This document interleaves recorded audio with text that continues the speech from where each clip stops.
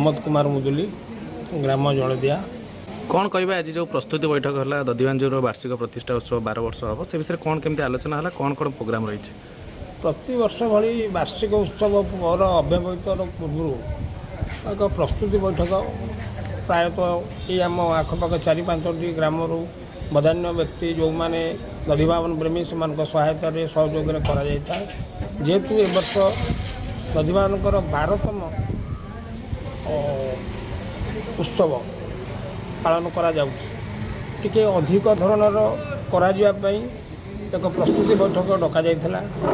आज प्रस्तुति बैठक में प्राय 4-5 खंड ग्राम जो मैंने संपूर्ण भाव में सहयोग कर धर्मपरायण व्यक्ति आज बसी आलोचना है आलोचन समस्त सम्मति प्रदान कले सब प्रकार सहयोग कर 12 वर्ष पूर्ति की केमती धूमधाम रे पालन करेंगे यज्ञ आदि कार्यक्रम केमती आनंद बजार कार्यक्रम श्रृंखलार सहित सविशेष आलोचना चलित वर्ष केते तारीख केते तारीख पर्यंत अनुष्ठित हम और किए किए आसु जोग दौरान सांस्कृतिक कार्यक्रम ए वर्ष आमर जनवरी 31 फेब्रुआरी 1 2 दिन धरी आमर यही सांस्कृतिक कार्यक्रम रखा जाइछि।